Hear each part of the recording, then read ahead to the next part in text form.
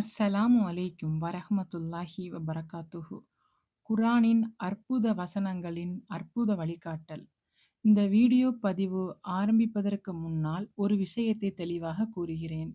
இந்த வீடியோவில் நாங்கள் எந்த அதிகாரப்பூர்வ மொழிபெயர்ப்பும் பயன்படுத்தவில்லை. குர்ஆன் வசனங்களை நான் புரிந்து கொண்ட அளவில் அது நம் வாழ்க்கைக்கு என்ன கூறுகிறது என்பதை எளிய தமிழில் பகிர்ந்து கொள்கிறேன்.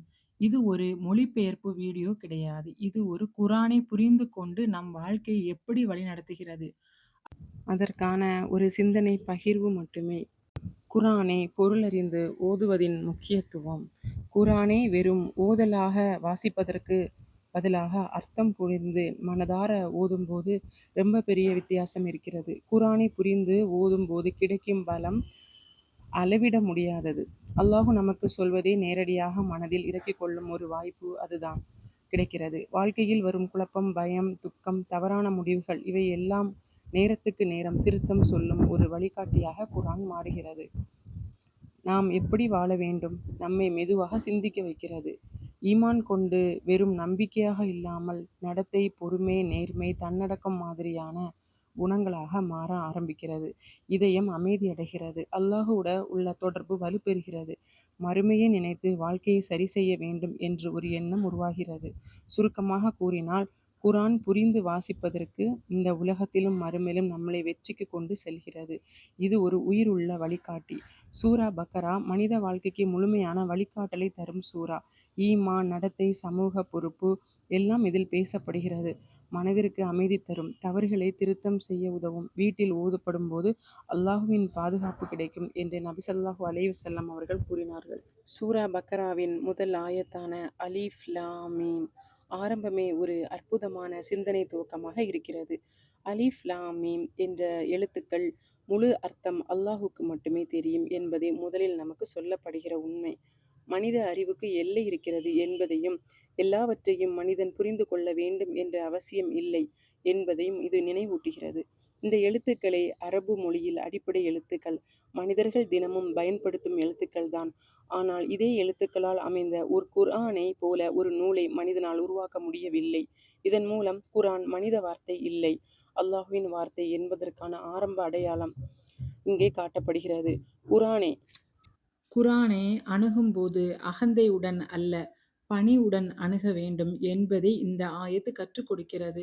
எல்லாம் எனக்கு தெரியும் என்ற மனநிலையை உடைத்து இது இறைவனின் அறிவு என்று ஒப்புக்கொள்ள செய்கிறது. ஆயத் 2. இந்த ஆயத்தில் குர்ஆனில் நிலைப்பாட்டை மிக தெளிவாக அறிவிக்கிறது. இது சாதாரணமாக மனிதர்கள் எழுதிய புத்தகம் அல்ல, சந்தேகத்திற்கு இடமில்லாத ஒரு முழுமையான வழிகாட்டி. மனிதர்கள் எழுதும் எந்த எழுத்து நூலிலும் காலப்போக்கில் தவறுகள் இருக்கலாம், கருத்துகள் மாறலாம், திருத்தங்கள் தேவைப்படலாம். ஆனால் குர்ஆன் அப்படியல்ல. இது அல்லாஹ்விடமிருந்து வந்ததால் இதில் குறைகள் இல்லை. ஆனால் இந்த வழிகாட்டல் எல்லோருக்கும் ஒரே மாதிரி பயன் தருமா என்றால் இல்லை. யார் அல்லாஹ்வை பயந்து தங்களை திருத்திக் கொள்ள விரும்புகிறார்களோ அவர்களுக்கே இந்த குர்ஆன் வழிகாட்டியாக அமையும். பக்கராவின் ஆயத் 3. இந்த ஆயத் உண்மையான ஈமானின் அடிப்படையை நமக்கு விளக்குகிறது. நம்பிக்கை என்பது கண்ணுக்கு தெரியும் விஷயங்களில் மட்டும் இல்லை, காணாத அல்லாஹுவையும் மறுமை நாளையும் அவனுடைய தீர்மானங்களையும் நம்புகிற மனநிலையைதான் உண்மையான ஈமான்.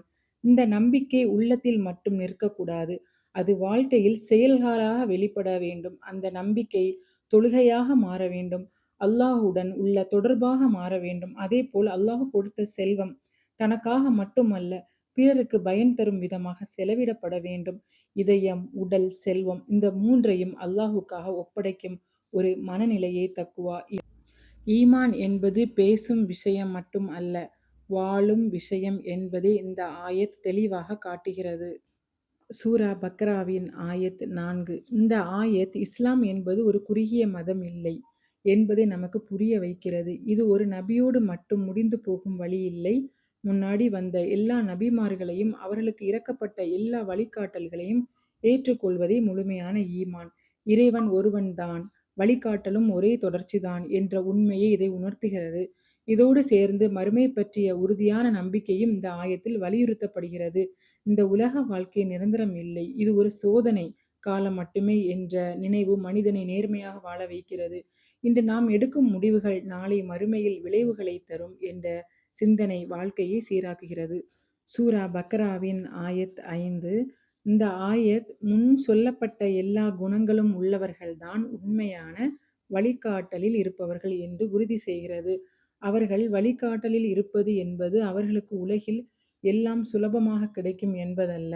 ஆனால் அவர்களின் பாதை நேராக இருக்கும். உலகம் அளக்கும் வெற்றி, பணம், பதவி, புகழ் இதெல்லாம் உண்மையான வெற்றியின் அளவுகோல் இல்லை. மன அமைதி, அல்லாஹுவுடன் உள்ள தொடர்பு, நேர்மையான வாழ்க்கை, மறுமையில் கிடைக்கும் வெற்றி இதுவே உண்மையான வெற்றி ஈமான் வாழ்க்கைக்கு தருகிறது. ஈமான் வாழ்க்கைக்கு என்ன தருகிறது என்பதை இந்த ஆயத்து தெளிவாக காட்டுகிறது. சூரா பக்ராவின் ஆயத் 6. இந்த ஆயத் மனிதர்களில் ஒரு வகையை பற்றி பேசுகிறது. சில பேர் உண்மையை தெரிந்தும் அதை மறுக்க முடிவு செய்து விடுகிறார்கள். அவர்களுக்கு எவ்வளவு எச்சரிக்கை கூறினாலும் அது அவர்களின் மனதில் தாக்கம் ஏற்படுத்தாது.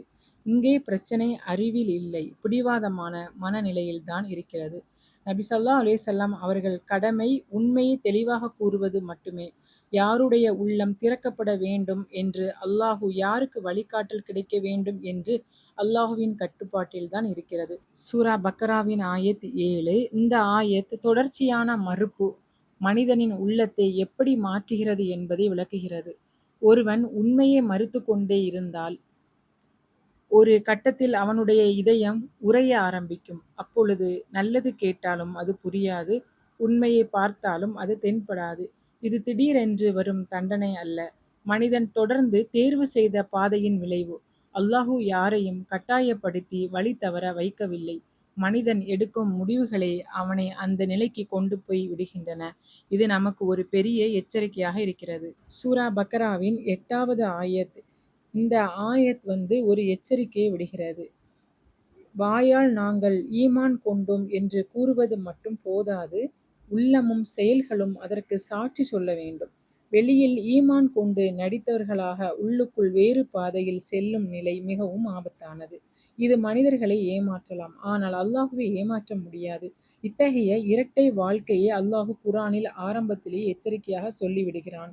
உண்மையான ஈமான் வெளிப்படையான வாழ்க்கையிலும் மறைவான உள்ளத்திலும் ஒரே மாதிரியாக இருக்க வேண்டும் என்பதே இந்த ஆயத்தின் பாடம். சூரா அல் பக்ராவில் முதல் 8 ஆயத்துக்கள் குர்ஆன் மனிதர்களை 3 நிலைகளில் பார்க்கிறது என்பதை நமக்கு தெளிவாக உணர்த்துகிறது. உண்மையுடன் நம்பி அல்லாஹுவின் வழிகாட்டலை ஏற்றுக்கொண்டு வாழ முயற்சி செய்பவர்கள் ஒரு பக்கம், உண்மையை தெரிந்தும் அதை மறுக்கும் பிடிவாதமான மனநிலை கொண்டவர்கள் இன்னொரு பக்கம், வாயால் நாங்கள் ஈமான் கொண்டோம் என்று கூறினாலும் உள்ளத்தாலும் வாழ்க்கையிலும் அதற்கு இடம் கொடுக்காதவர்கள் மூன்றாவது பக்கம்.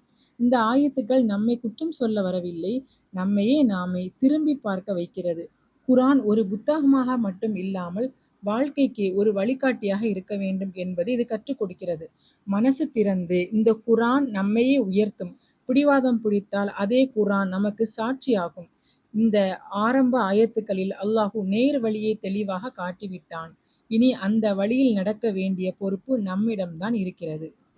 யா அல்லாஹ், இந்த குர்ஆனை எங்களுக்காக வழிகாட்டியாக இறக்கினாயோ அதற்காக உனக்கு எல்லா புகழும். எங்கள் இதயங்களை உண்மையை ஏற்கும் இதயங்களாக மாற்று. காணாததை நம்பும் உறுதியான ஈமானை எங்களுக்குள் பதியவை. உன்னோடு உள்ள தொடர்பை எங்கள் வாழ்க்கையில் வலுப்படுத்து. நீ கொடுத்த செல்வத்தை நியாயமாகவும் பொறுப்புடன் செலவழிக்கும் மனநிலையை எங்களுக்கு தா. உண்மையை தெரிந்தும் மறுக்கும் பிடிவாதமான உள்ளத்திலிருந்து எங்களை காப்பாற்று. வெளியில் ஒன்றாகவும் உள்ளே வேறாகவும் வாழும் இரட்டை மனநிலையிலிருந்து எங்களை விலக்கு. எங்கள் வாழ்க்கையும் மரணமும் மறுமையும் உனக்கே பொருந்தியதாக ஆக்கிவை. இந்த குர்ஆன் எங்கள் உள்ளத்திலும் ஒளியாகவும் கவலைகளுக்கு தீர்வாகவும் ஆக்கிவை. யா அல்லாஹ், எங்களை நேர் வழியில் உறுதியாக நிலைநிறுத்தி எங்களை இம்மையிலும் மறுமையிலும் வெற்றி பெற செய். அஸ்ஸலாமு அலைக்கும் வரஹ்மத்துல்லாஹி வபரகாத்துஹு.